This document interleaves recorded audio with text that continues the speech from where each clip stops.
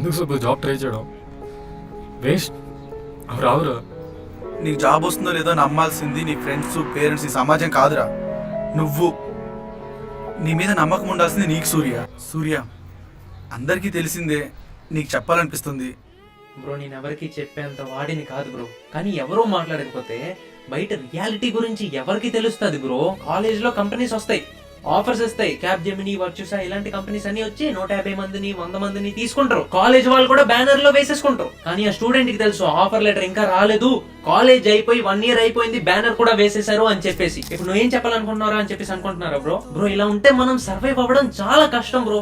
ఏదో ఒక programming language తెలుసు, అది వచ్చు ఇది వచ్చు అంటే కోవిడ్ తర్వాత ఆన్లైన్ వచ్చినప్పుడు సరే, కానీ ఇంకా ఇప్పటి నుంచి సిచ్యువేషన్ అలా ఉండదు. కాలేజ్ వాళ్ళు చెప్తారు మీకు వచ్చే సంవత్సరం వస్తాయి, ఇంకా బాగుపడుతుంది, సిచ్యువేషన్ అనేది బాగుపడదు. ఆర్టిఫిషియల్ ఇంటెలిజెన్స్ ఇవన్నీ వచ్చేసాయి. మనకి కాలేజ్ లో ఎంతో లక్ ఉంటే కానీ మనకి జాబ్ రాదు. మనం సొంతగా కష్టపడాలి. ఒక 6 months నువ్వు ఏదో ఒకే ఒక్క స్కిల్ పర్ఫెక్ట్ గా నేర్చుకొని నెక్స్ట్ 6 months లో మనకి ఖచ్చితంగా చేతులు జాబ్ అనేది ఉంటుంది. నీకెందుకు బే వీడు పెద్ద తోపు అనుకున్నాడు అని చెప్పేసి అనుకోకండి బ్రో. నాకు తెలుసు బ్రో ఆ ఫీలింగ్ ఎలా ఉంటుందో. ఇంజనీరింగ్ ఫైనల్ సెమిస్టర్ కు వచ్చిన తర్వాత లేదా ఇంజనీరింగ్ అయిపోయిన తర్వాత చేతిలో ఒక జాబ్ లేదు అంటే పేరెంట్స్ ఏమో మా బాబు కాలేజ్ లో హైయెస్ట్ ప్యాకేజ్ తీసుకొస్తాడు చూడండి, మా బాబు బ్రిలియంట్ అని చెప్పేసి అనుకుంటుంటారు. కానీ ఇప్పుడు మన సిచ్యువేషన్ ఎలా ఉందంటే కనీసం ఒక 2 LPA జాబ్ వచ్చినా కూడా వెళ్ళిపోతాం కదా అని చెప్పేసి అన్నట్టు ఉన్నారు బ్రో. ఈ వీడియో చేస్తున్నందుకు రీజన్ ఒక్కటే బ్రో, ఎవరు చెప్పింది వినకండి, ఎవరిని పట్టించుకోకండి. మీ కాలేజ్ మీ క్యాంపస్ లేవట్లేదు, కాలేజ్ బొక్క అని చెప్పేసి అనుకోవడం మానేయండి. మీరు ఎంత నెగిటివ్ గా అనుకున్నా, మీరు ఎంత కాలేజ్ గురించి అనుకున్నా కూడా వాళ్ళకి రావాల్సిన అడ్మిషన్స్ వాళ్ళకి వచ్చేస్తాయి బ్రో. లైఫ్ స్పాయిల్ అయ్యేది మంది. ఏమైపోతామో మన లైఫ్ ఏమైపోద్దో అని చెప్పేసి పట్టించుకునే కూడా ఎప్పుడు ఉండడు బ్రో. ఇంకెన్నాళ్ళు బ్రో మనం మాటలు పడాలి, చాలు బ్రో. ఇప్పుడు మనకి కావాల్సింది జాబ్. మన పేరెంట్స్ దగ్గర ఏవో ఆస్తులు లేవు కదా, మనందరివి మిడిల్ క్లాస్ ఫ్యామిలీస్. మన పేరెంట్స్ మన మీద డిపెండ్ అయ్యి ఉన్నారు. ఎప్పుడు వస్తుంది జాబ్ వీడికి, ఎప్పుడు మన రెస్పాన్సిబిలిటీస్ అనేవి తీసుకుంటాడు, ఎప్పుడు మన అప్పులు అనేవి తీరుస్తాడు అని చెప్పేసి మన మీద ఎన్నో హోప్స్ తో ఉన్నారు బ్రో. మళ్ళీ అనుకుంటారు నీకేం తెలుసా, ఎంత కష్టపడినా కూడా జాబ్స్ రావట్లేదు, బయట సిచ్యువేషన్ అలా ఉందని చెప్పేసి. కాదు బ్రో, రిక్వైర్మెంట్ ఇంకా ఉంది. లింక్డ్ఇన్ లోకి వెళ్ళి, గూగుల్లోకి వెళ్ళి జాబ్స్ అని సెర్చ్ చేస్తే, జాబ్ వేకెన్సీస్ అని సెర్చ్ చేస్తే బొచ్చుడు వస్తాయి బ్రో. లక్షల్లో జాబ్ వేకెన్సీస్ ఉన్నాయి, కానీ స్కిల్డ్ పర్సన్స్ అనే వాళ్ళు లేరు. వీడేదో వ్యూస్ కోసం సోది చెప్తున్నాడు అని చెప్పేసి అనుకోవద్దు బ్రో. ప్రతి ఒక్క ఇంజనీర్ మీలో ప్రతి ఒక్కడు తెలుసుకోవాలి ఎంత బయట సిచ్యువేషన్ ఎంత వరస్ట్ గా ఉందో.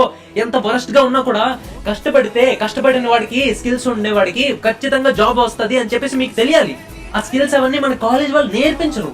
మనం ఒక ర్యాట్ రేస్ లో ఉన్నాం bro. We are in rat race. ఒకటి ఏం చేస్తే అదే చేద్దాం అనే టైప్ లో ఉంటాం మనం. జాబ్స్ అనేవి ఎక్కడ లేవు, కాలేజ్ లో ప్లేస్మెంట్స్ రావట్లేదు, సో మనకు కూడా లేదు అని చెప్పేసి అనేసుకుంటాం. కానీ మన ఇంట్లో ఎన్నో హోప్స్ తో మన పేరెంట్స్ ఉన్నారు బ్రో. వాళ్ళ గురించి మీరు ఇప్పుడు వంకలు చెప్పలేరు కదా, కాలేజ్ లో రావట్లేదు, ఇది రావట్లేదు అని.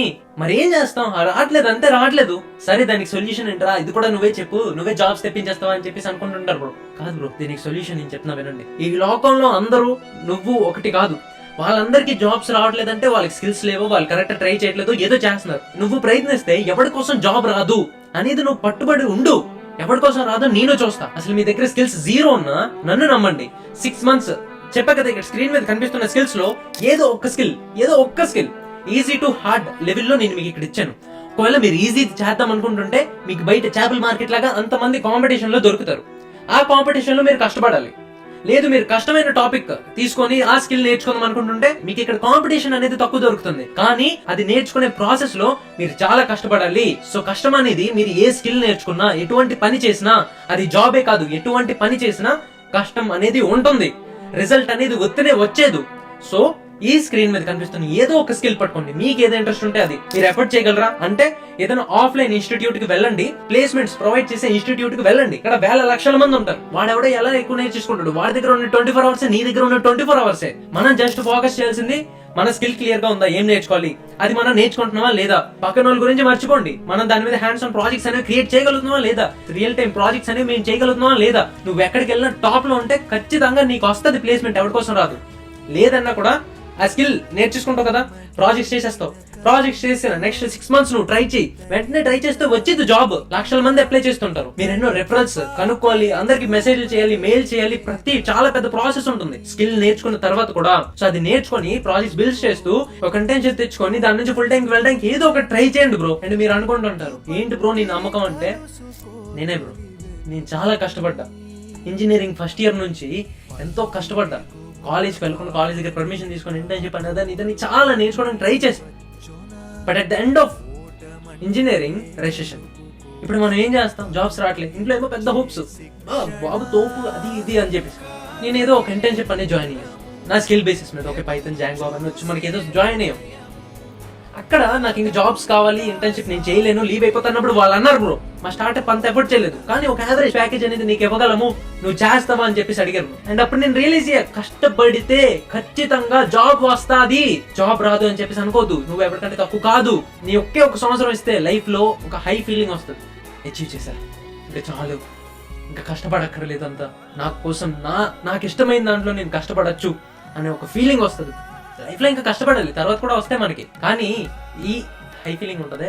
తర్వాత ప్రెషర్స్ అన్ని తగ్గిపోతాయి. 1 year 2024 ఇంకా అయిపోలేదు, మనం కష్టపడదాం. ఈ వీడియోలో చెప్పింది నేను ప్రతి ఒక్క తెలుగు వాడికి షేర్ అవ్వాలని చెప్పేసి అయితే నేను అనుకుంటున్నాను. మీకు ఈ వీడియో నచ్చినట్లయితే వీడియోని లైక్ చేసుకోండి. ఒకవేళ నన్ను సపోర్ట్ చేయాలంటే మన ఛానల్ సబ్స్క్రైబ్ చేసుకోండి. Thanks for watching, all the best. Never give up.